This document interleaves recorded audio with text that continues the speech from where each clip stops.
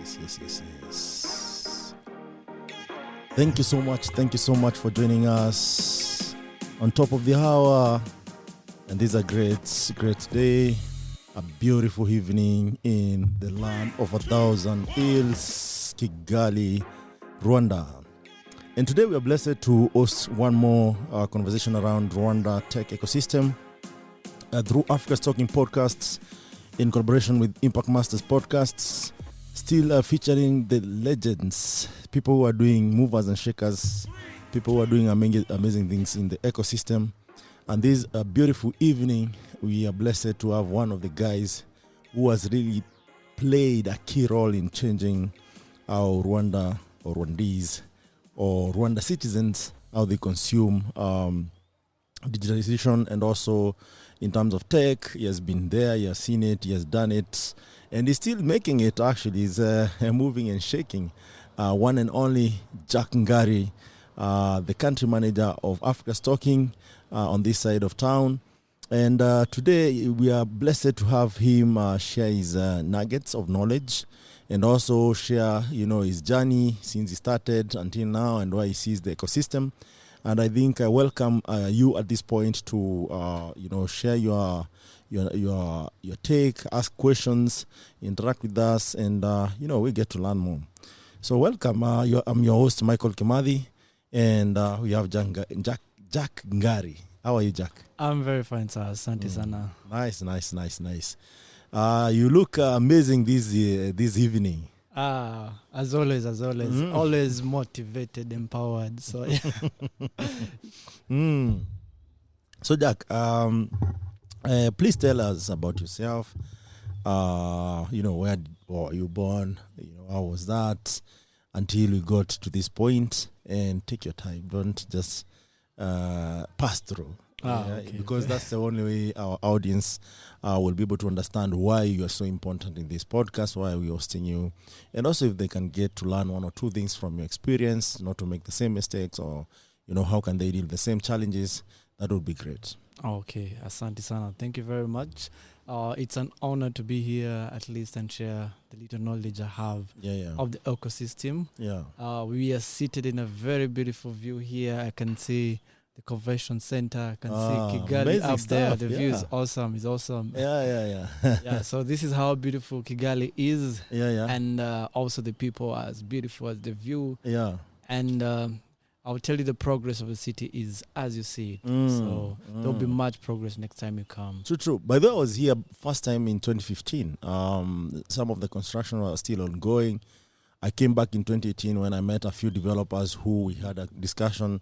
I met them as student actually, and this is why I believe that what you do, what I do, and many other community enthusiasts and people who actually create those pipeline and platform is really something that is rewarding. Because if you meet someone, a student who is lost, doesn't know what to do with even what they are learning, and then the next time you meet them, they are serious back-end engineer, you are like, this works, right? And that's like a validation, because most of this stuff that we do is just volunteer work. So also when you see an organized city like Kigali with a great leader like Paul Kagame, it shows you that it's possible to doable here in Africa, and we can do it. So it's just a matter of just focusing and trying to do it the right way. Yes, totally true. So I will tell you that to reach here, we need good leadership and focus, as you mentioned. If you don't have focus, it's something else. And we have been trying to build the ecosystem, and it's growing up fast. So just a quick introduction about myself. My name is Jack Ngari. I lead Africa's Talking here in Rwanda. I've been in the ecosystem for, I think, 12 years now. I started my journey in university. I did IT. I was a dev. I was a developer. I had a startup. It was called the RKNU. So back in 2010, I had a startup, but we were ahead of our time. I think that is one of the mistakes that I can mention. Ahead of our time, because you can imagine 2010, we had e-learning platforms. Nice. So, and I will tell you that during Corona 2020, that's when it's catching up. So you can imagine I was 10 years ahead of my time, which is something that developers do a lot. You create awesome product, but there's always that timing and seeing how is the market and is that product ready to be launched. So that's the startup I had, and that's how I got exposed to the tech world. It failed, unfortunately, but I didn't fail. I learned a lot from it. And I'm using that knowledge up to now just to build the ecosystem. So it looks like, Jack, you want to climb this tree from the middle or top. So where were you born? Okay. We want to know you as, as Jack, not as Africa's Talking Country Manager. So we'll get there. There's no hurry. But we want to know who is Jack. From that point of view. Awesome. So I was born in Kenya. Kapenguria, to be specific. Okay. Interesting. I never knew about. You see now? You see that? It's in Wexpokot. That is where I was born. Lived in Nairobi, in Embu, and came to Kigali. We came here when. How old were you? I was 10. So you had started school in Kenya? Yes, I started school in Kenya. Came to Rwanda. And funny enough, I transitioned from Anglophone to Francophone. That means you were learning English and all of a sudden you need to know French. To do French. And adopt. Exactly. So you moved here as a whole family or just? Yes, the whole family. We moved here. So by that time I had to struggle with French, Kenya, Rwanda. It was a bit hard. It was a hassle. It was a hassle. But what I say is during that process I learned a lot. To manage the way, the change is not easy, and true. Every human being doesn't like change. True. But you get into some situation where you have to adopt it. For sure. You have to be flexible in life. As an entrepreneur also, you have to be flexible. You are an entrepreneur at that age? That is when I started getting interested in entrepreneurship. So back at home, we had cows and we had dairy, so we would sell milk. Back in Kenya or here? Here in Rwanda, when we came here in Rwanda. So I could see my mom doing the numbers, the accounting. I'm like, okay, this is interesting. So that is where I actually started feeling like I want to be an entrepreneur, because it was very interesting seeing people recording and everything. So from there, I did my studies here in Rwanda. And primary here, also secondary here. And at that process, I was seeing myself as an entrepreneur. I can give you a funny story here. When I was in high school, we didn't have a canteen. So for me, it was an opportunity. Me and some friends were like, there's no canteen here. We can do a business here. So we sold mandazis. And was it like acceptable by the school administration, or you did it illegally? It was acceptable. Okay. Because they didn't have a canteen, and people have to eat. You provided the solution. So we provided a solution. We used to sell mandazi. We would get one at 50 Rwandan francs, and we sell at 200 Rwandan francs. So that was good. That's money. nice. Yes, that's like 200%. 200%. Nice. So I grew up like that, seeing the spirit. Unfortunately, became illegal. Someone realized that you guys are making a lot of money. Because we used to make maybe more than someone's salary. You never know. So they brought the canteen. From there, it was illegal. We started selling sweets, lollipops. And the business failed. But you ate into stock. Yes, but I will tell you, we made good money at the time. You can imagine having a profit of 200% in high school. Amazing. That's crazy. I don't know any business that you do, only software. Software only. But any brick and mortar kind of business is really hard to make that difference. It is. And that means your entrepreneurship spirit did not start just the other day when you joined K-Lab. So you throughout your, that's primary school, right? That's high school. Oh, high school, not primary school. So how did you perform during your primary days? Primary, I will tell you, I was not the best in class. I was actually the best among the last. Did you play a lot, or? Not really. It was a bit challenging for me because changing the language. Oh, the transition. The transition. So you can see I was an Anglophone and I had to speak. So I was like, what's happening here? At some point, I actually felt like quitting school. I was like very disappointed. You can imagine finding yourself at the bottom of the list. So and back in Kenya, you're not doing so bad. Oh, in Kenya, I actually used to come among the first. I received so many prizes for that. Yeah. So you can imagine that shift. It also challenges you. You're used to find yourself up here, and now you're at the bottom. You're like, I'm just giving up. But I didn't have an option. Yeah. And thank you to my parents. Of course, they put me there like, no, this will pay off. And I will speak about how it's paying off. Right now. Yeah. So I was not performing well, even at high school. I was just there, fair student. Average, not the one that received the gifts and what. Until you could speak Francais. and now I speak French. So. And Kinyarwanda. And Kinyarwanda. You're good, right? So Kinyarwanda, Swahili, English, I'm good there.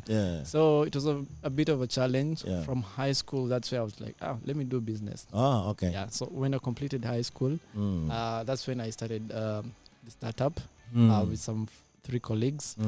We made so good software as e-learning platform. When did you start coding so that after high school you're just building software? I started coding around 2009 and something funny, in high school I did math, chemistry and physics. But I had a passion of computers way back.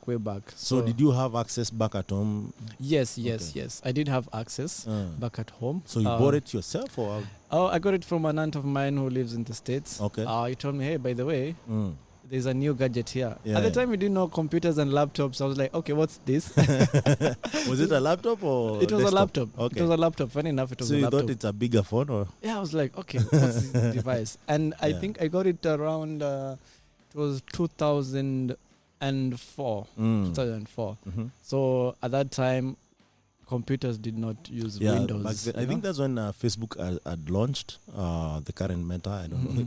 Even I don't know what they call it anymore. Facebook had launched. I think Twitter had, I'm not sure. No. Twitter was not there at the time. Twitter was not there. So it was just formative days of the tech giant as you know them right now. Yeah. So I remember back in the days we had, instead of Facebook, we had High Five. Yeah. MySpace, yes. Yeah. So and To Go. Did you use To Go at any point? No. To Go is a South African company that is, I think, if you know Tinder, To Go was Tinder back in the day. Back in the day. Yes. I think that technology had not reached. I think it was Dutch, Holland, South African company. Okay. And that's how you could get, dates and all that digitally. Really? Yeah. For us, we used to do it the old way.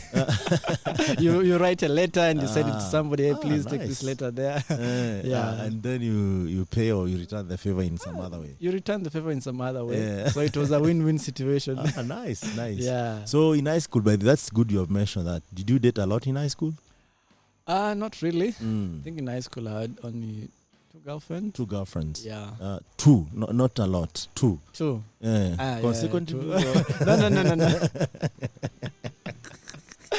One in O level, the other one in A level. Okay. Yeah. So it was separate experience altogether. Exactly. Was it easy? Was it easy? Yes and no. Yeah. So I would say at the time, being young, you have a lot of expectations and what. So it was always challenging. And no one teaches you how to love. That's unfortunate. Yeah. So you have to figure it as you go. Just learn from experience. Yeah. Someone breaks your heart. Or you break them. Their heart, or they don't meet your expectation, or you don't meet the expectation. Yeah, and you give up. And maybe what I can mention, in love, you don't have to give up. So at the time, when you're young, you're like, let me just give up. Yeah. I find somebody else. Is it like the way entrepreneurs, when you're starting up, you can pivot very fast, but when you have a company and it's a stable company and start making losses, you're willing to explore different ways to try and revive it?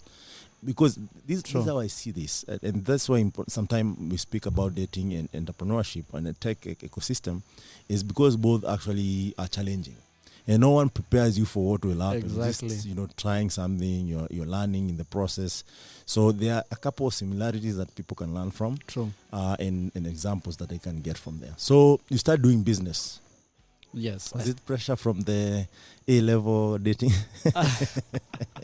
Not really. I think I've been always keen to be a pioneer in one thing or another. Okay. Yeah, so that's why I also in Rwanda at the time, schools didn't have websites, no e-learning platform. I started with my former high school, Lycée de Kigali, LDK, and I approached the headmaster. He was very happy. I created a website for them and started integrating e-learning. But I'll tell you, it didn't go that well because at the time, nobody would see value in e-learning. That was like 12 years ago. And we are using e-learning just after 2022 Corona. So it didn't make much sense in the market.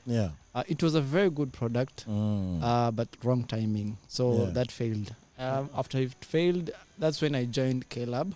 I was part of the core team in K-Lab. I've seen so many startups coming from K-Lab, building awesome products. I used to specialize mainly on the business model canvas, just to help with the experience I'd had of failing from my startup.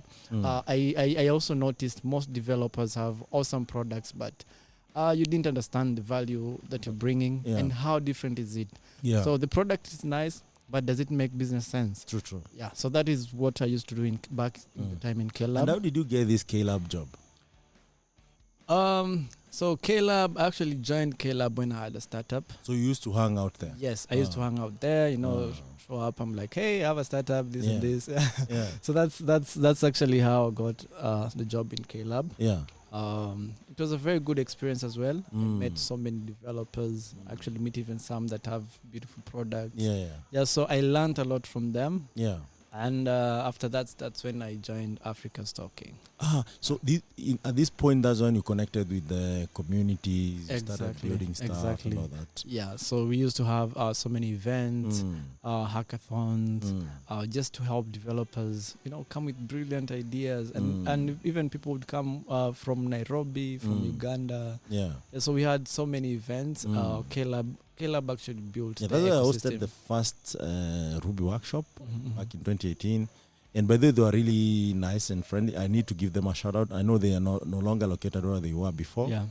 So I just wrote an email having such that which innovation hubs that engage developers, and they were easy. Like, can you send us the link and what your target audience is? And even they helped me promote this event to the community. Awesome! And that's why I met Salvi and among other guys.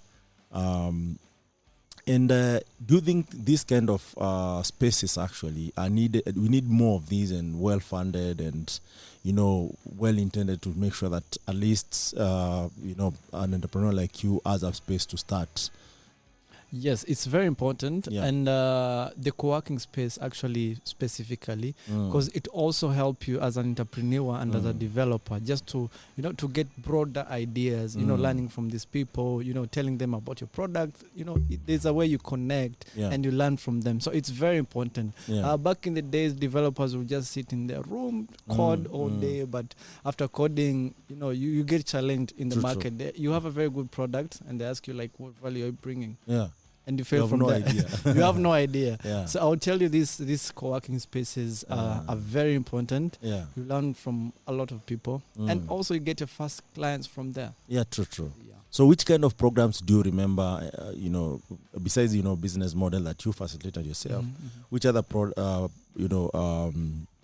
processes or programs that actually helped entrepreneurs then?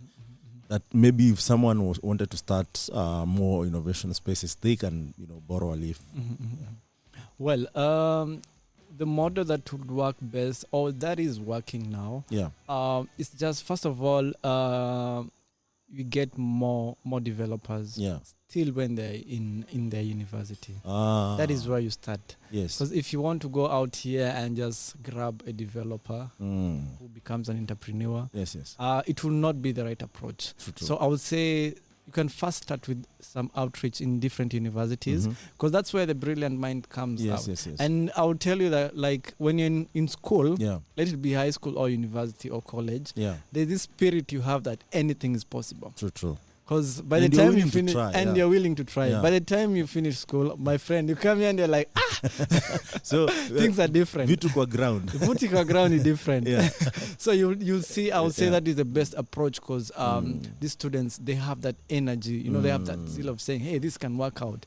But when you come here outside, you're like, you need, also you have responsibilities. You have responsibilities, yes. You cannot afford to have a mistake.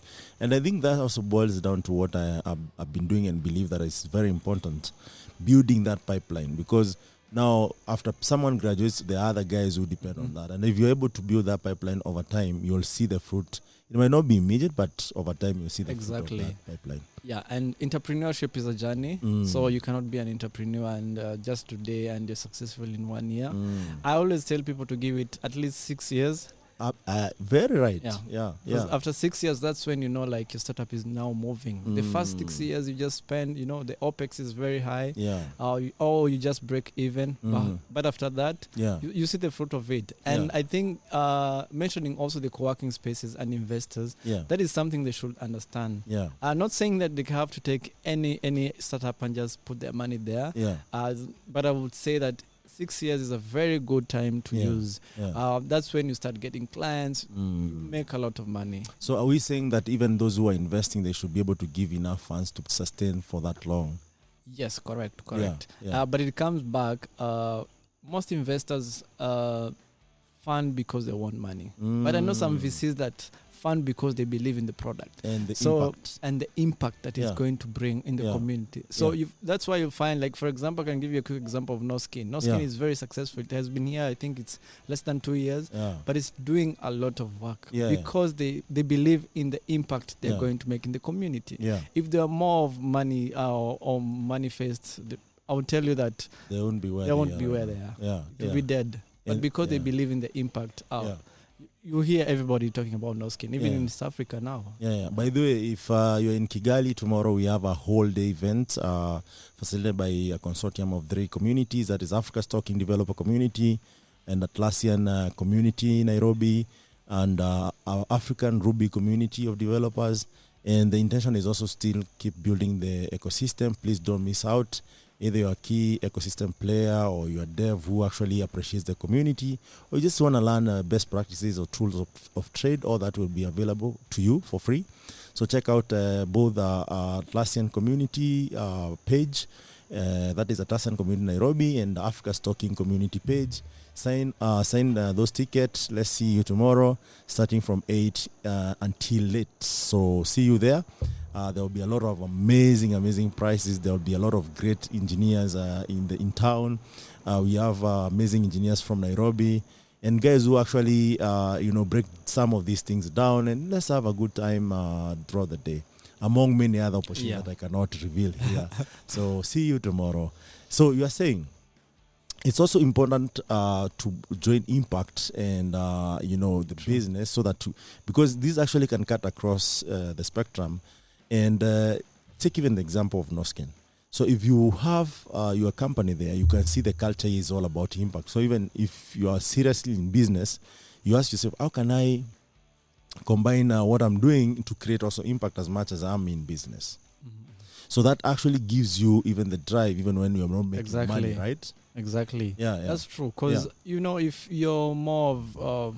just getting the profits, get tired of waiting. You want your money, but it's not coming. You're like, I give up. But when you see the impact that it is making, and I will tell you that mostly impact is not tangible. It's not monetary. Money comes afterwards. I'm not saying that I'm underestimating the value of money, because at the end of the day, we pay for the space and everything. True. But if you look at the intangible benefits of it, you will be amazed. You'll be amazed. They outweigh the tangible. Exactly. And money will come. I never underestimate money. Every entrepreneur wants money. True. But you have to be patient with it, Just have to be patient, give it time, and money will come. First get the impact. You can't insist on that. And when money comes, money is a magnet, actually, to be following you everywhere. Jack, give us, before we venture into more detailed kind of approach, if there's an entrepreneur who is starting out there, what will they do for sure and they will fail? One thing they will do and fail, it's to believe in their product more than the problem they're trying to solve. Because if you're trying to solve a problem, you sell your product and it will have impact. So you have to listen to the users more than you listen to yourself. Exactly. Because you might find you're building a product that is only solving a problem. Yeah. But nobody else wants it out there. And you as a customer, you will not pay for your own I'm product. not going to pay for that. Yeah. But if you do a market research and say like, there's a problem I'm going to solve. This is a solution, not just a product. Yeah. It will sell. So don't pitch your product to your relatives, cousins, and your girlfriends, because those one will tell you, of course, they will support you. You'll be the next Bill Gates. Yeah, they will hype you. Yeah. So just go there in the market, learn, do research, approach some few people, and you just see like, oh, this is something that could work. Because I'll tell you, developers have awesome ideas. Yes. Very awesome ideas. Yeah. But is it feasible? Oh, I see. Feasibility is very, very important. Yeah. You see, like when I said, the reason why actually back in the days I created an e-learning platform, it's because I wanted to find an easy way just to learn, but without going to the classroom. Because I told you I was very disappointed in being in class. I'm always there. But actually I performed very well in university. Changed because I went to Anglophone. And I did IT, business and IT. Yes. Yeah, so I was happy to do that. But I was solving my problem at the time. But nobody would see that problem. That's why actually it failed. Yeah, but also if you look at it right now, it might maybe not be the right time that product could be adopted. If you had built right now, and I've seen a lot of, it's the e-learning problem you're talking about here, right? Yes. So most people are raising, substantial amount of fund. They are scaling. Also, they are making enough revenues to sustain themselves. So when you look at that, also there is a factor of time. And there are two things that are involved in any opportunity, time and place. Exactly. And for you are saying, I was at Kayla because that's when the innovation was happening. And also you're saying, maybe I built the right product, but it was not the right time. So it's always good, and you can correct me if I'm wrong, to be at the right space always. True. And then wait for the time. It may not happen then, but things will manifest themselves, and you'll be able to get those opportunities. True. Now that aside, so do you think also it's important to build the product first, or to pitch the idea first to see if customers want it, or do you do both, whereby you have a product and you're pitching it? Well, you do both, the ideation and the prototype. Yeah. Because I'll tell you, in the ecosystem now, if you tell me like, no, you pitch to me, I have this awesome product, this and this, I will say, okay, I want to see the prototype. And if you don't show me the prototype, I would be like, okay, it's a good idea, but how am I sure it's viable? Are you going to manage to do it? So it's always good to have both. And if you're a developer, it's always good to have a partner or a consultant that understands business. True. Yeah, because you cannot do both. You can try. You can try. Some of these developers who think they're rock stars. By the way, even when I started, I've been an entrepreneur for some time. Still am, but a consulting entrepreneur. Mostly when you are starting up, or when you don't want a lot of headache, you become everything. So which means you are the finance team, you are the HR, the admin, you are the engineer, the accountant. You do everything. But one thing that people don't realize, that they spend so much time in an engineering on a product solution time, and they lose on the creating a cutting edge product, whereas they could have asked for assistance. Maybe share things like sweat equity, because I think there are several ways that you could make sure people are motivated enough, as much as you're not paying them. And maybe you can share your nugget, because I know you can give shares, ESOPs. You can also, I don't know, maybe delay pay, or people work in debt, and give them stipends so that they can survive, or even become a co-founder. So there are all these methods. But for you, was that the experience when you had these friends? Oh yeah, it was the same. So we had an ESOP in place. So maybe ESOP is a system where you give shares, but after a period of time. which means you come work for the company. Yeah. After this period of time, you get shares. Yeah. So at the moment, that is what I did. I would work. Of course, I would give them stipend because at the end of the day, they have their own expenses they have to cater for. Yeah. And good thing they believed in the vision. Yeah. So it was very easy. And we confounded the group together. We do this like, hand in hand. Yeah. And yeah, I would tell you it's quite challenging because at some point you feel like giving up. Yeah. You have the good idea, but if you look at your bank account, it's telling you, boss, you're wasting your time. Wrong number. Yeah. So you feel like giving up, but it's a very good approach to have co-founders, and you also give them shares. Some entrepreneurs are like, okay, I want 100% for myself. Of zero.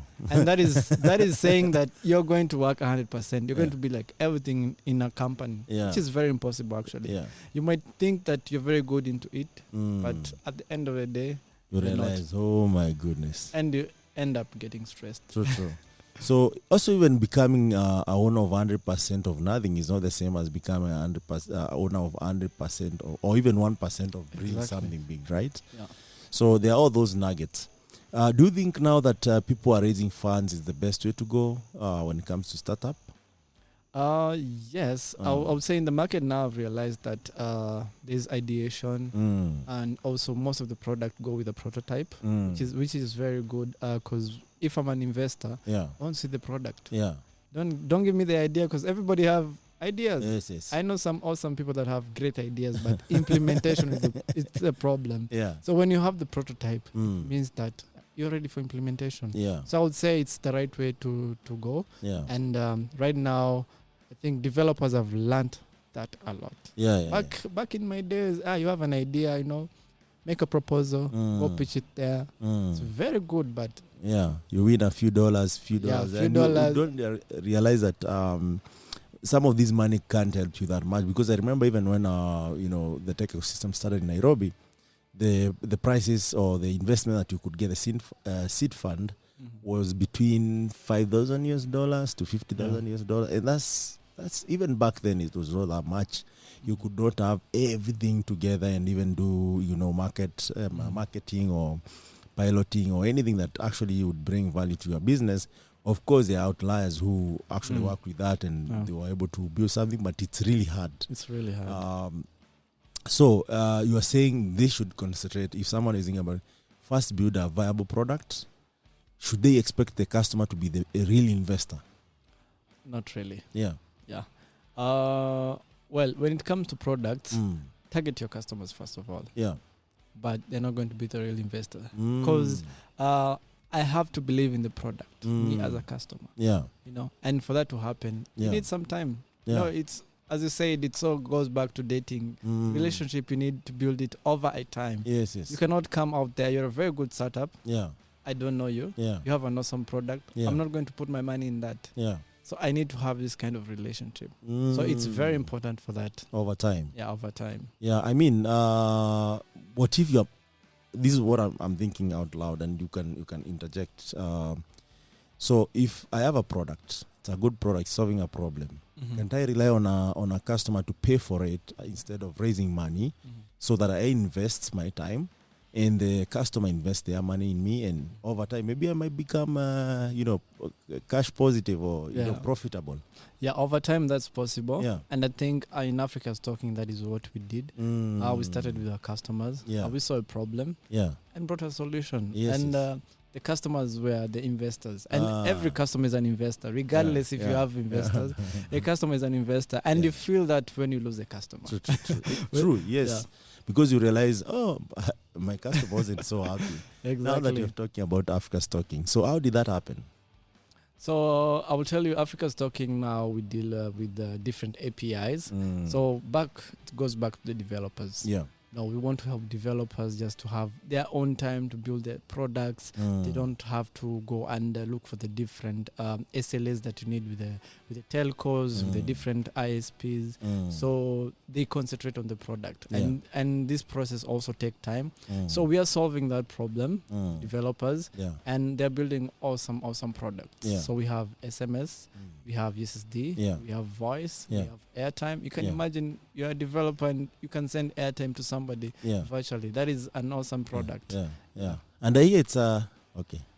He sounds he sounds funny, but you can actually get this airtime at a discount and become a reseller as you build your product on top of that, which is amazing because you become, and we call it, okay, let me be realistic here. So we call it leaving money on the table. So we realize that the only way African will thrive even more is ensuring that developers are empowered in such a way that they don't need to struggle while they're building the business, because building the business is hard.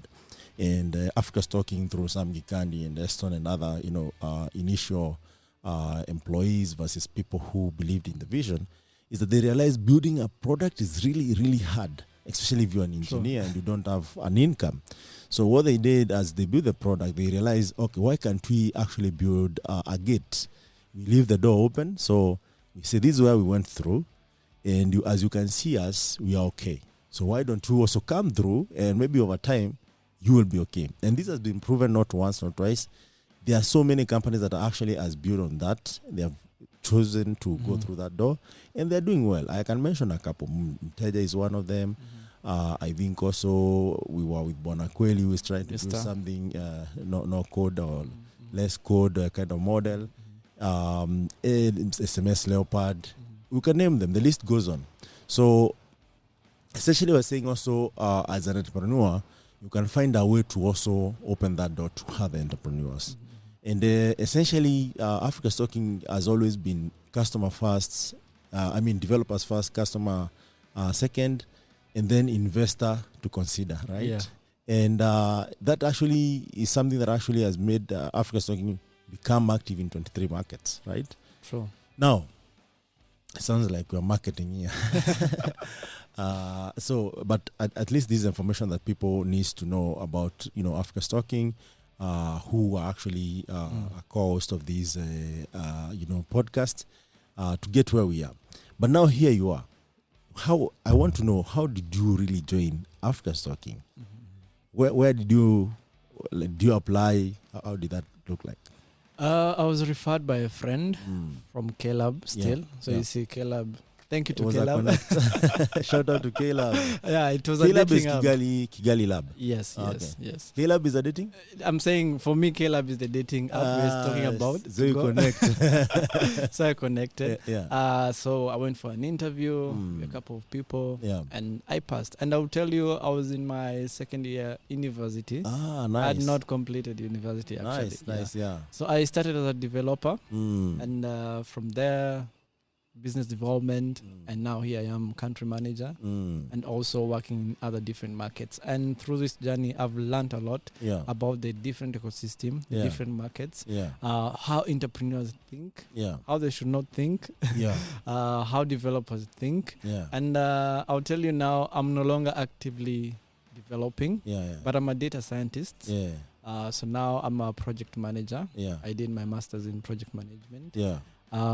So I focus more on how can I sell this product. You see, the solution. You're putting that too lightly, but you have built actually these, I would call it Francophone kind of market to where it is right now. And by the way, Rwanda market is impressive even in Africa's Talking portfolio and many other markets that you're activating right now.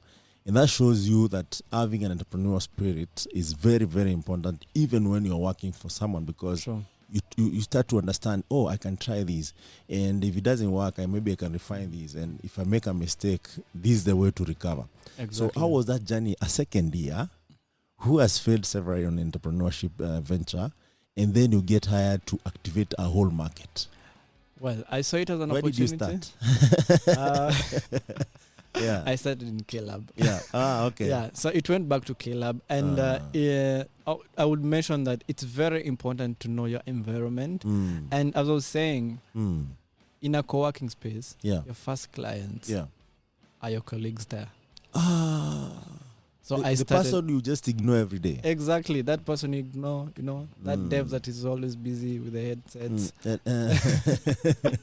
That finance guy. Tap them and ask them, hey, how are you doing? You're like, hey, how are you doing? Can I buy you coffee? Just connect with people. Because that's how you get clients. True. And I believe that a customer can be a friend more than how a friend can be a client. That if you're looking around your circle, please, if you don't mind, repeat that again. A client can be a friend easier than a friend can be a client. I see. And I speak from experience. In my experience, I've learned that in Africa's talking, I've gained so many friends who are clients, but we became friends. We are connecting, we are sharing all these ideas together. Like, this is how it works. Yeah. But friends, a few clients, yes. Yeah.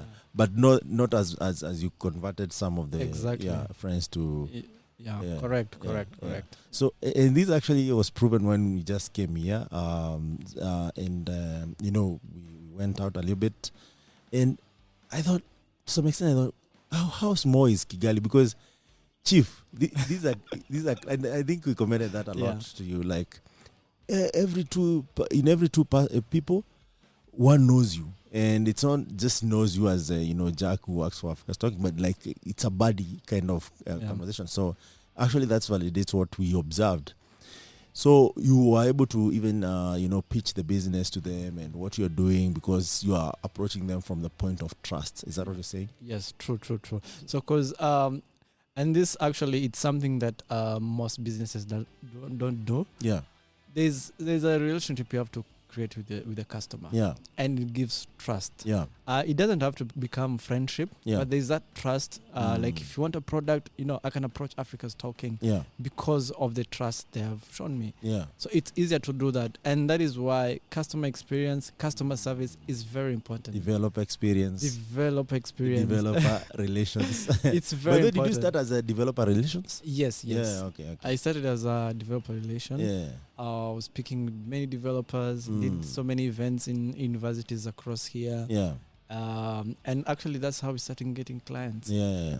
Because someone graduates, they're bootstrapping or they get hired somewhere. Exactly. If they get hired someone and they heard about Africa's Talking, they're like, Jack works here, nice. They want this product, I know where to get it. So that's why I was saying it's very, very hard to start there, down in the roots. Yes. Yeah, universities, you start there. Those are the future leaders, future devs that we'll be working with. Yes. Yeah. And there's another belief I have. Maybe you can correct me. Maybe I dream too much. I believe that the next biggest solution across the world, not only Africa, will come from Africa. Definitely. Do you feel that? Do you feel that vibe? Because I feel that. On the ground, it's really hot. I'm telling you. I'll tell you, I feel that. Yeah. And if somebody doesn't believe that, wow, you don't know Africa. You'll miss the opportunity. Yeah. And I think some people can agree and they can say, you know what, maybe these people are a bit hot and feeling the vibe.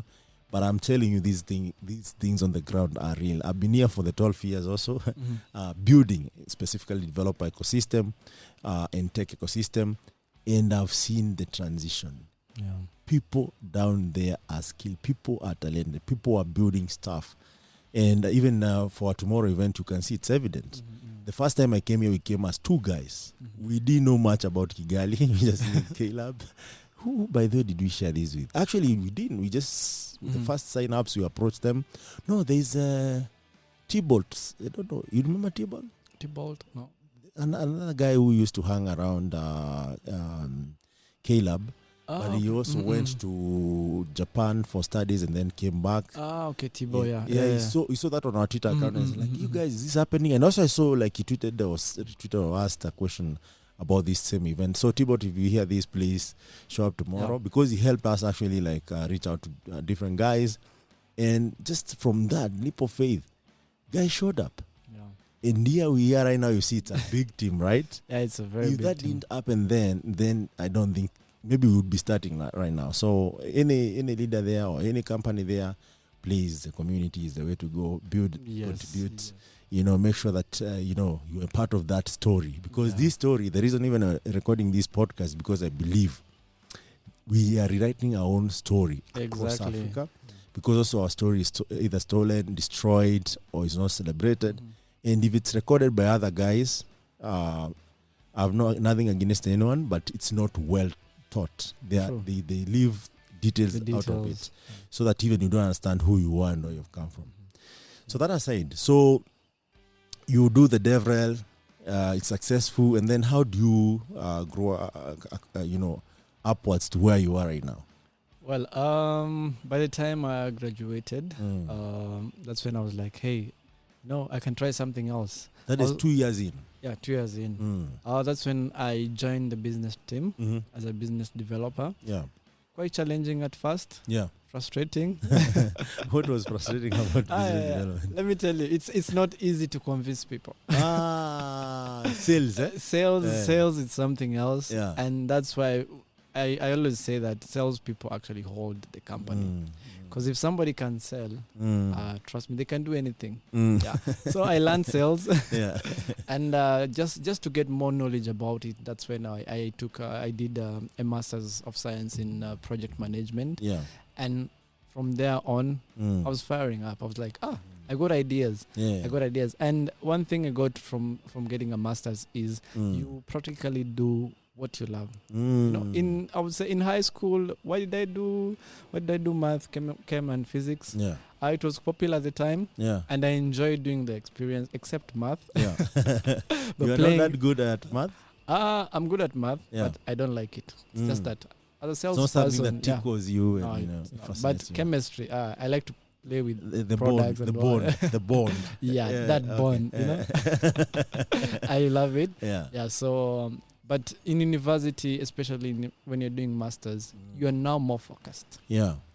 You're focused. You know what you want. Yeah. And you're building your career. Yeah. So that's why I did project management, and from there, I'm still going up. Yeah. Inshallah, I might get a PhD soon in project management. Oh, you're planning to Yes. progress with your education. Exactly. And for you, actually, education is more like what you can apply. What do you need to learn? What do you, what does it have to offer?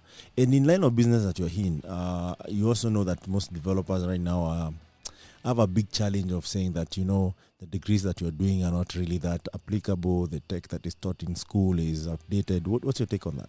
For developers, because this is hands-on, it's a bit different with business and sales. Because a developer, I will tell you, they have to spend most of their time just coding, doing researches. And the reason why I actually dropped out on being a developer is because of Scala.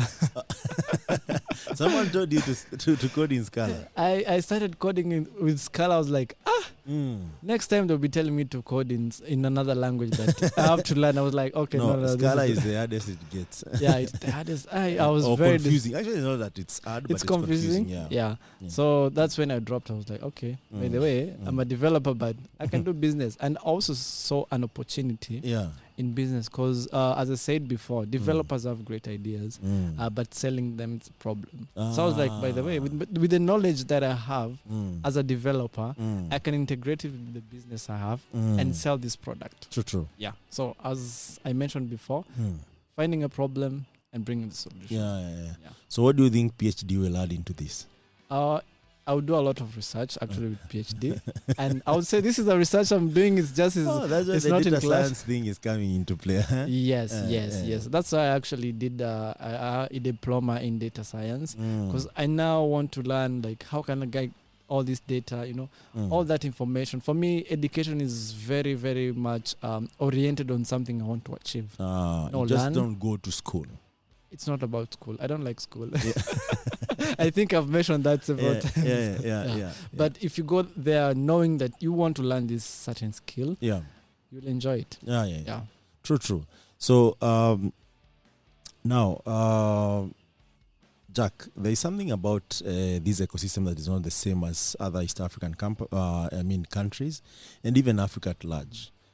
That companies here are either, if it's big, it's just a foreign headquarter or subsidiary. But if it's local, it's like it's being built because also Rwanda is a young country. How easy is it to convince someone to trust you and invest their hard-earned revenue that they know actually if something goes wrong, we might go to square zero. Yeah. And they trust you and they're able, and I know you have convinced a couple of guys, you have pitched it, you have shown them the value, and some of them are happy, some of them maybe not. How is that process? The trust, actually, I would say, I'll give credit to our leadership, the government. Because if the ecosystem, Rwanda is a startup nation. Yes. It is a startup nation. 100%. It has good leadership that actually orients people and developers and entrepreneurs and give them that opportunity of feeling like this is a place where you can bring your money and be sure nobody's going to mess with that money. So there is trust from the government. There is trust from the government. Because I would say in most nations, not mentioning any, it starts with the government. The leadership, actually. If the leadership is good, this means also the entrepreneurs, will also be good. They'll be good. So there is trickle-down effect. Exactly. So that is very important. And in this nation, I would tell you, we have seen that. That's why No Skin is here, actually. Because they know if you invest in these developers, we are sure they are going to build something great. So, in other words, you're saying that our government needs to get their act together. Number one. Number two is that we need to create a pipeline of trust. Exactly. End-to-end trust. End-to-end trust. Yeah. And the government have to do that, and also help the entrepreneurs, because most entrepreneurs don't have the funds for that. But I will tell you, in Rwanda, we have different organizations or government organizations that are trying to invest in entrepreneurs, developers, to assist them in that. So if a country can believe in the entrepreneurs, me as an investor, why not? Yeah, you follow suit. Yeah, I follow suit. And by the way, if you've never been to Kigali, I don't know, the view is good. Yeah, you'll see the video later on. So you subscribe to our channel, Impact Masters on YouTube. And also Africa's Talking. All these videos will be uploaded there. And you can see the view. So one thing that I've realized that His Excellency Paul Kagame means business. He runs this country like a serious, innovative CEO. And you can see them with the lighting. So you can go virtually anywhere 24 hours, though people here are a bit reserved by 10, 11. I wish this was in Nairobi. So actually this economy, once it turns 24-hour economy, it will be really easy because most of the infrastructure is in place. And also government itself is leading by digitalizing the whole process of accessing service. And also the security that you experience here in terms of, even walking around and also doing business and also, how safe your money is. And also the transition that they had from, hiring a couple of foreigners to help them as they grow to now that is almost fully transitional to Rwandese. Yes. If I'm not wrong. Yeah, you're not wrong. Because back then when I was here, most of the people were foreigners. Yes, true. And you mentioned something very important that His Excellency Paul Kagame is running this country as a business. Yeah. And I'll tell you, do you know where that comes from? And people don't realize? Yeah. In the Bible. Okay. In the Bible, I will tell you, in the Bible, that's where leadership comes from. Yes. And it's like a company. So if you read the Bible in deep, you see that leadership and anything can lead it as a company. Because there is always the C-suite there, up there. Yeah. They're the managers, the supervisors, and now the people. Yeah. So that's how you should actually lead anything. Yeah. Even at home, if you have a family, you're the CEO. The wife is the deputy CEO. The kids are the... You can arrange in that. Exactly. And if you do that, you become entrepreneurs. Everything works. And everything works. Yeah, and everybody does their part. Because there's someone, I don't know if it's today or the day before yesterday. So I mentioned that, hey, you guys are well organized. You should take care of Paul Kagame as a president and, even show some love. Because sometimes you might be doing all this and maybe your guys are like talking, shit about you, which is not fair. As a human, of course. Paul Kagame is a human. Definitely. You don't feel good about it, knowing how much you go, to get all this working. Because this guy, give it to him. He created this from scratch. There was nothing here 28 years ago. It was destroyed. There was nothing at all. And right now, look, it's so organized, so well, and everything works. Everything. So this guy said something very important. He said that not only do we appreciate him, but he is working where people really are supporting him to make for this work to make sense. And that hit me differently because I realized not only do you appreciate, but you understand what he's doing. So you guys keep it up. And I'm not saying that he's a saint or anything. He's a human. He has his weaknesses. There are things that people look at and they won't all like, but you can't make everyone happy. But give it to him. You can see for yourself and you can experience it. Yeah, he has done a lot. And maybe on the ICT part, the tech ecosystem, it's booming. Yeah. And I'll tell you, MK, in 10 years to come, we'll be competing with Kenya. We might even overcompete you guys. No worries, we are very hungry. You know? Yeah. We are hungry. And I used to be a motivational speaker, actually. Yes. When you're hungry, you work a lot. And you can notice this. When you're broke, you get ideas of where you get money. You're like, I'll get money. Or if you have a project that you're working on and you want a certain budget, you start getting ideas. But when you have everything, you're like, I'm cool. No worries. So we are hungry. Yeah. And I mean, to the point that you've said that you'll be competing even with Kenya. The reason I'm here is because I believe in abundance. So there's enough for everyone. Yeah.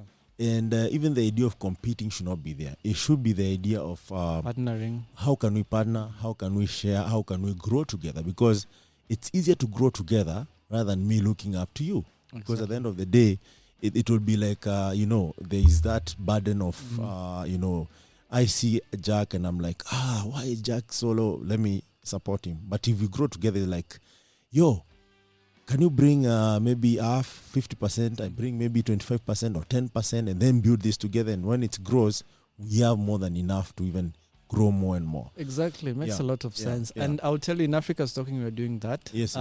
We don't have any competitor. We have partners. You have partners. Yeah, because you find that maybe they're providing this, but I need it. Yeah. I can use them as a backup. They can use me as a backup. Nice. So it's a win-win situation. Nice. Yeah. Now that you're talking about partnership, and I am sure you have established some of these, in collaboration with some of our amazing team. By the way, Africa's Talking, we call ourselves A team. I don't know if people know this. It's because all of us bring really something different, something good in the company. So how does that work? Like if, for instance, Twilio want to terminate here, we don't view them as a competitor. Or if we want to terminate in US, how does that conversation start and end? So first of all, we just established that we're not competing. We're a business, yes. Yes. At the end of the day, we want to make money. Yeah. But we cannot make money competing with somebody else. Yeah. We can only make money partnering with them. Yes. I can give you a quick example here in Rwanda. We're partnering with one of the API or telco companies. Yeah. And what we do, we give them value. They have a product that we don't have. Yeah. And they have a product that you have. Yes. So it's more of a win-win. And you find yourself being partners. They refer clients to us. We refer clients to them. So I don't have the pressure of, somebody's competing with me. They're building this product. No, it's more of a partnership. Yeah. And we all prosper in this. So the conversation goes in that way. And we try to, one thing, we don't poach. I've seen that in most companies, I might refer you a client and next time you poach them because the clients I have. Yeah. So we don't do that. We build the trust. Back again at the trust. So people poach from Africa's Talking a lot, but the opposite is not true. The opposite is not true because why would I poach a client when I know that we can all benefit? So without saying also Africa's Talking believes in abundance. So there's enough for everyone. There's enough for everyone. To think what the other person has belongs to you, or zero-sum game approach, which is impressive. So what do you think needs to be done to even take this to the next level? As you said before, we need to work together and believe that there's an impact you can make. Yeah. I can tell you the impact that Africa's Talking has made in the 7 years that we have been here. Yeah. You can see it everywhere. True. We are working with farmers. We are in the energy sector. Yeah. We are supporting health. Yeah. Okay. Yeah. So I will tell you that there's an impact. If you feel like you want to bring an impact in the community, trust me, you'll get there. Yeah. And just keep the spirit. As you said, His Excellency Paul Kagame is doing good job, but we have to assist him at the end of the day. It's just one man at the end of the day. At the end of the day, it's one man. But if me as Jack, I can say I wanted to maybe build. Even he doesn't know you. Exactly. He doesn't know me, but no, of course, maybe he must have. He must know you. But what we are trying to say is that there are like how many people in 12 million. 12 million. Of course, he can't know everyone, but wherever they hear these, if each and everyone, and these are talking even about Africa at large, wherever you are, right now we have boundaries, borders, and everything in our own fight. But if Africa wins, everyone wins. Exactly. Even an African. So if Africa works, everyone wins. Everyone feels the impact, because when I come here, I feel safe. When I visit here, I'm sure, this is a place to be. And in that, I bring in maybe resources, maybe I bring in knowledge. So it's more of an ecosystem where there's a symbiotic kind of, ecosystem where you get and you take and you receive, right? So, you give and you take, right? So in this case, if you view like that, and it's a good point that I put across, that we need to partner, we would go further as opposed to where we compete, where we look at each other like, because they have this, I don't have the other, or if they get this business, I don't get the other. So at the end of the day, it's a win-win. Now, anything else you think can be done beyond partnerships? Yes, there's a lot can be done. Customer service. Yeah. Customer is king. Customer is king. And if you go into my Twitter, you see that I appreciate the good services. And the bad services, it's a different conversation. How do you give them directly, or do you also show it on Twitter? I show it on Twitter. I do it directly, because I appreciate that good customer service, because it means a lot. I'll give you a small example. It's one of the banks that I work with. They can help you anytime. And calling somebody and they're like, hey, they feel that your problem is theirs. And that is customer service. It's very, very important. I know some good products out here, but the customer service is something else. I would not want to use that product. So customer service is very, very important in every business, because bringing in clients might be easy, but keeping them is the hardest thing. Because how can you retain your clients? I can pitch the sales team, we know how they to sell pitch, hot air. Yes. They can even sell you sand in the desert. So keeping the client is very, very important. Because they will verify what you sold if it's true. If it's true. Because customer retention is very important. And growing with them. So those are the two key things that I can mention for an entrepreneur and also for the ecosystem. If you're building a great product, it's good, but the customer service is shabby, I would not want to use that product. I just give up. Is there anything else that can be done more than that? Well, of course, there's a lot that can be done. But those are the two key things that I can mention as of now. But a lot can be done. What do you think about education system and adopting what is happening in tech, because tech is not remaining the same? I understand there's a reason why people are taught the basics of, say, programming or the basics of computer science, because that will never change. But the overlying factors will always change, because they want to adapt to what is changing in the available technology. How can we bridge those two the gaps that exist? Education is very important as well, and good enough. I don't know if you've heard about Rwanda Code Academy.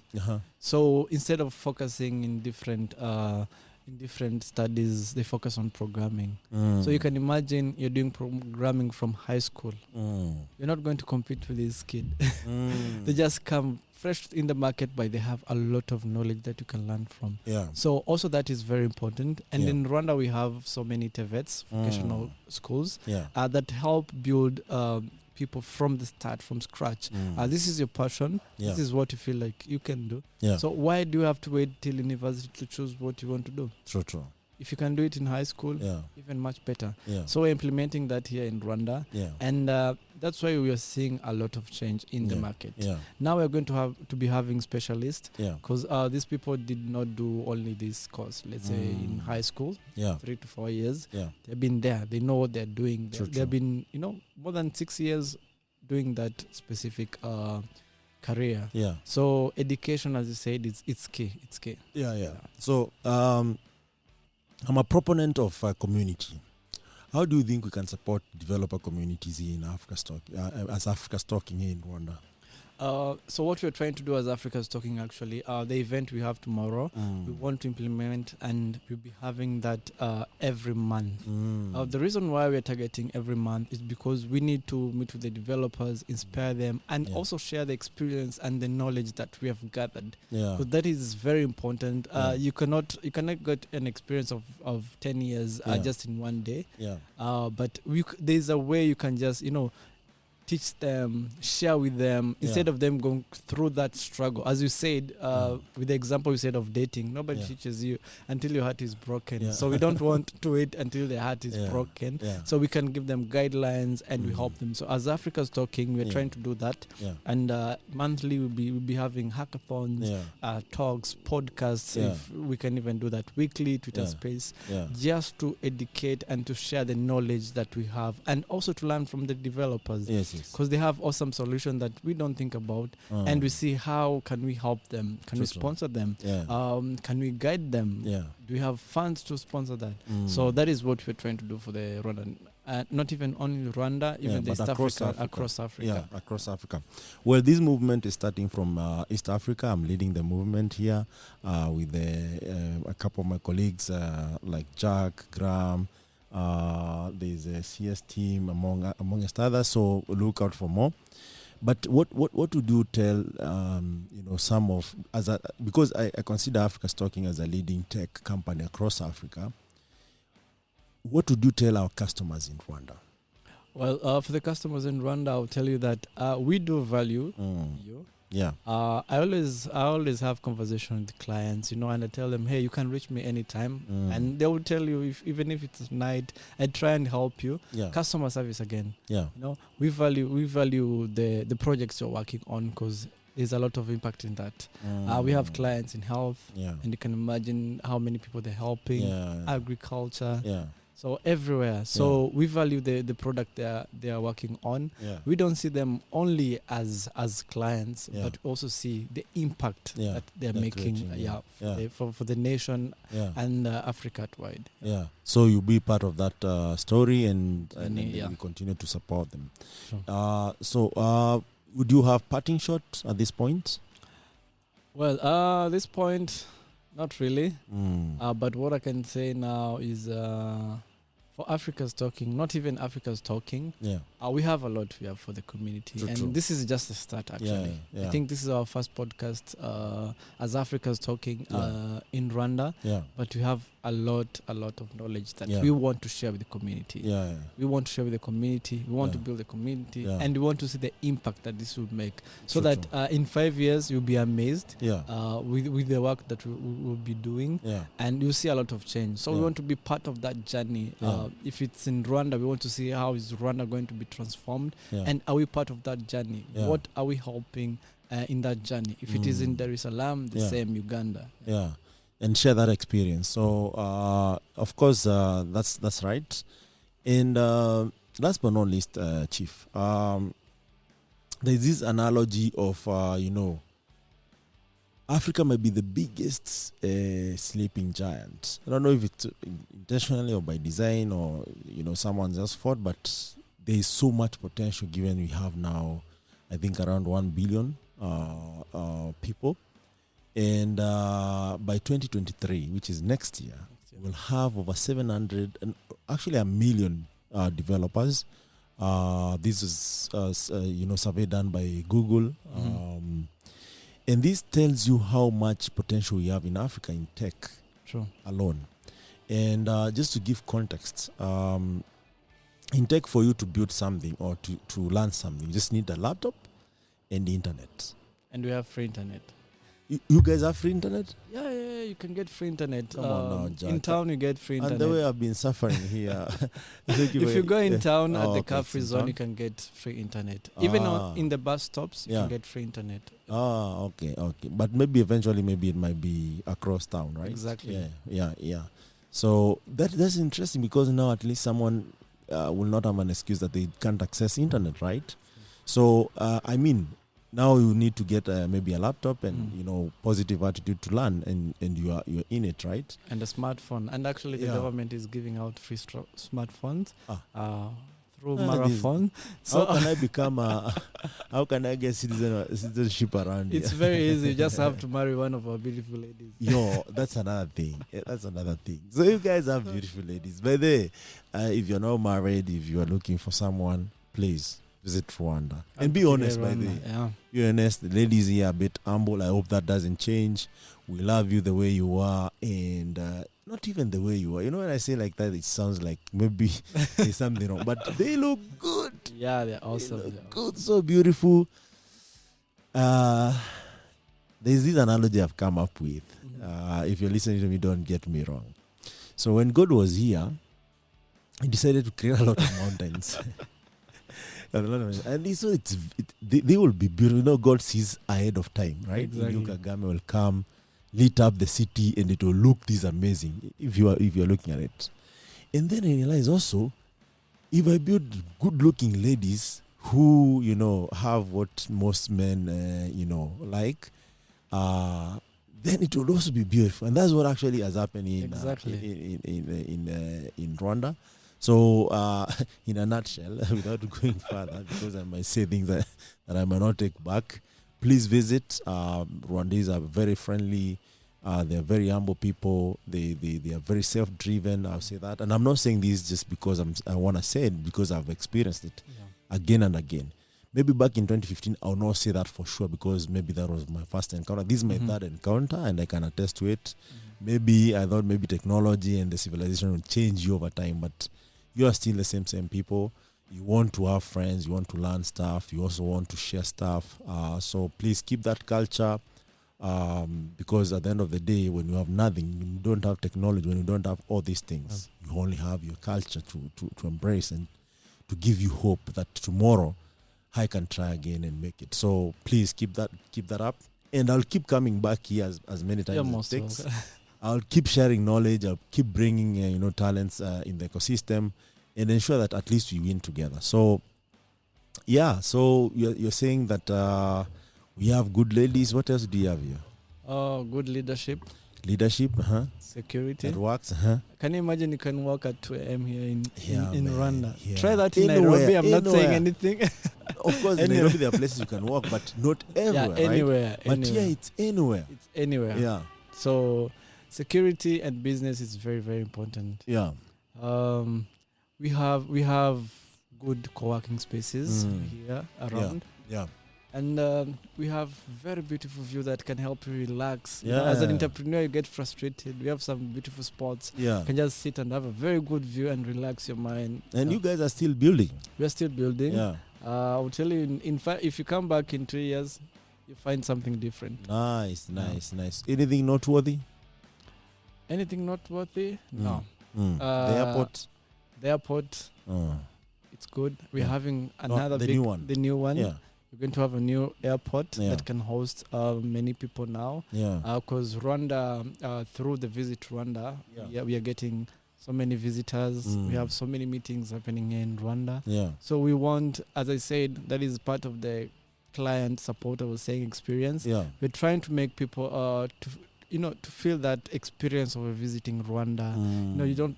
Some people say our airport currently is very small and cannot attend to too many people. That's why we decided, hey, we need a bigger airport. Yeah. And we're building different hotels. Every day you find a hotel. Now we have Sheraton. I think it's the latest. So you'll find that we are trying our best to be a startup nation. And as we market ourselves, we live through that. As we mentioned, selling is very easy. Yeah. But now retaining the clients, it's hard. Yeah. So Rwanda, we are doing that. Yeah. This is a company. Yeah. And the CEO is His Excellency Paul Kagame. Yes. Paul Kagame. Thank you so much, Jack. Thank you for having me. That was amazing stuff. And by the way, Jack is one amazing potential person you like to be around. I'm saying this is the first time we were meeting, right? Yes. Yeah, I've enjoyed even having this conversation amongst other conversations that could not be recorded. And keep it that way.